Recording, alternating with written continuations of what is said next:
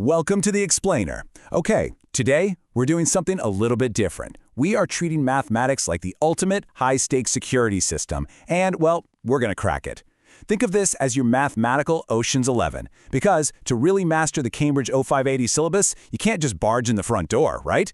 You need absolute precision. You literally need to know exactly how numbers behave when they're rounded, estimated, and stretched to their absolute limits. Because here's the secret. If you understand accuracy, you completely control the math. But if you don't, well, the exam alarms go off and you lose those crucial marks. So, are you ready to assemble your crew and pull off the perfect precision heist? Let's get into it. Okay, let's dive into this master blueprint for bypassing those syllabus security layers. First up, the blueprint, where we look at the art of approximation. Then we grab our lockpicks to navigate the tricky world of decimals versus significant figures. After that, we'll execute the quick hack using estimation. Carefully step through the laser grid of bounds, and finally make our getaway by actually calculating with those limits. All right, Phase 1, the blueprint, the art of approximation. So in any high-level operation, exact numbers aren't just unnecessary, they can actually seriously weigh you down. Sometimes having way too much detail just completely obscures the bigger picture, and that's exactly where approximation comes in. Imagine we're looking at a gymnastics competition. The exact literal turnstile count is 28,617 people. But say you're reporting this to the nearest 10,000. You just look at the thousands digit, that's the 8, and because it's 5 or bigger, you round up. Boom! Suddenly your reported target is 30,000. But what if you need it to the nearest 1,000? Well, then you look at the hundreds digit, the 6, and again, round up to 29,000. But, and here's where you gotta pay attention, if you need it to the nearest 100, you look at the tens digit, that's a 1, so you round down, giving you 28,600. You see what's happening here? It's the exact same crowd, but the number we use dynamically shifts based on the specific nearest target we're trying to hit. Moving on to Phase 2, the lockpicks, decimals versus significant figures. Now, in the math syllabus, you basically have two primary ways to round a number, and honestly, confusing them is the absolute quickest way to trigger those exam alarms. So let's compare them side by side. On the left, we've got decimal places, or DP. These guys care only about what happens strictly after the decimal point. Take the number 7.864.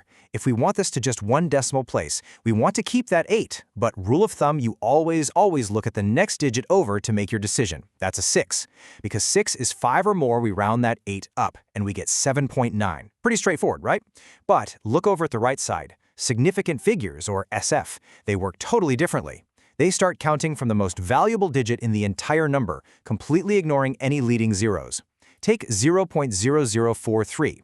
See those first zeros? They are just placeholders. They have zero real value in terms of significance. The very first number that actually means something is the 4. So if we want this to one significant figure, we lock onto the 4, look at the next digit over, which is a 3. And since 3 is less than 5, we just keep the 4 exactly as it is. The result? 0.004. You really have to know exactly which lockpick you're holding. All right, Phase 3, the quick hack, the power of estimation. Okay. Picture this. You're in a high-stakes exam environment. The clock is ticking. You do not have time to double-check every single long calculation by hand. You need a hacker's sanity check, which leads me to a very important question. Is your calculator lying to you? Well, okay, it's not exactly lying, but it is definitely oversharing. If you type 4.64 divided by 2.3 into your calculator right now, it spits out 2.0173913. I mean, it literally fills the entire screen. But unless the question specifically asked for that degree of accuracy is completely unnecessary. Giving an answer to one decimal place, so just 2.0, is usually perfectly fine. The real danger here is when you accidentally mistype a number and mindlessly write down a massive string of decimals, totally missing the fact that your answer doesn't even make logical sense. And that is exactly where the quick hack steps come in to save the day. It's estimation, but think of it as a security verification. Step 1. Round each number so the calculation becomes super straightforward. Step 2. Just do the quick mental math. Step 3. Use that rough answer to verify what your calculator spits out. For example, say you're facing 6386 divided by 27. Instead of panicking, just simplify it. Round 6386 down to a nice clean 6,000. Round 27 up to 30. Suddenly, you're just doing 6,000 divided by 30 in your head. That gives you a quick mental check of 200. Now, when you punch the real, messy numbers into your calculator, if the answer isn't hovering right around 200, You instantly know you've triggered a trap and made a mistake. It's a lifesaver. Let's move to Phase 4, the laser grid, unlocking limits with bounds. Now, what's really interesting about this slide is that this is hands down the trickiest part of the syllabus. When a number gets rounded, it actually loses its exact identity and transforms into this hidden safe zone. Your eyes want to tell you that 4.5, 4.50, and 4.500 are the exact same thing, but in the world of precision, oh no, they represent entirely different spaces. A number rounded to 4.5 implies it was only rounded to one decimal place. So the original number could be anywhere from 4.45 all the way up to, but not quite touching, 4.55. But watch what happens if a number is given as 4.50. That extra zero changes everything. It tells us the number was measured far more precisely, to 2 decimal places. Its hidden range is much smaller and tighter, from 4.495 up to 4.505. Basically, the more decimal places you report, the tighter that invisible laser grid becomes. Let's ground this with a real-world example straight from the source material. Imagine a girl's height is recorded as 162 centimeters, measured to the nearest whole number. That 162, it's not a single fixed point. It is actually an entire spectrum living between two boundaries. Her true height, let's call it h, could actually be as small as 161.5 centimeters, or it could be just a tiny microscopic fraction below 162.5 centimeters. And we write this mathematically as an inequality. 161.5 is less than or equal to h, which is strictly less than 162.5. Let's define these limits with strict clarity, because getting this wrong is a classic trap. The lower bound is the absolute smallest value that would still round up to our given number. We actually include this number in our safe zone, which is why we use the less than or equal to sign. The upper bound, though, is the absolute boundary edge. It's the exact moment a number would tick over and round up to the next interval. Because of that, we don't actually include the upper bound itself in our safe zone. We use the strictly less than sign. Any number right up to the very edge of that boundary is safe, but not the boundary itself. Make sense? And finally, Phase 5, the getaway, calculating with bounds. Okay, we've got the blueprint, we have our lockpicks, we've used our hacks, and we've mapped the grid. This is the getaway where we combine everything we've learned. What happens when you have to take two bounded numbers and actually calculate their maximum or minimum possible outcomes? Well, let's start with multiplication, which is incredibly straightforward. If you want the maximum product, the largest possible combination to unlock the vault, you simply multiply the two upper bounds together. Easy. And for the minimum product, you guessed it, multiply the two lower bounds.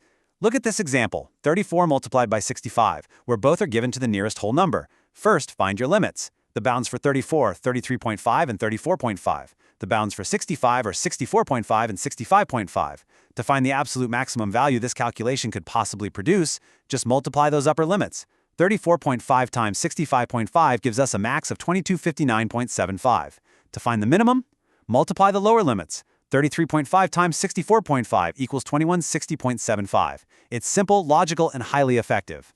But beware, division completely changes the rules of the heist. So the crucial point is this. For division, you must cross the bounds to find the extreme limits. If you want the maximum possible answer, the maximum quotient, you have to take the largest possible number you have, so the upper bound of the numerator, and divide it by the smallest possible number, the lower bound of the denominator. Think about it like this. If you're dividing a massive pizza among a tiny number of friends, everyone gets the maximum amount of pizza. Conversely, for the minimum possible answer, you flip it. You divide the lower bound of the numerator by the upper bound of the denominator. Let's look at the textbook example. 33.5 divided by 22.0, where both are accurate to one decimal place. To find the absolute maximum, we cross the bounds. We take the upper bound of 33.5, which is 33.55, and divide it by the lower bound of 22.0, which is 21.95. That gives us a maximum limit of 1.53. Mastering this cross-boundary logic, that's the real ultimate test of your accuracy skills. And that brings us to the successful end of our operation. In mathematics, precision isn't just about the final number. It's about understanding the space in which that number lives. From rounding to the nearest thousand, to choosing between decimal places and significant figures, and finally mapping out those invisible borders of upper and lower bounds, you now have the tools to completely control the numbers rather than letting them control you. So here is my final thought for you. The next time you see an exact number, whether it's in an exam or out in the real world, ask yourself, what is it hiding and what are its true limits? Thank you so much for joining us for this explainer, and keep mastering the math.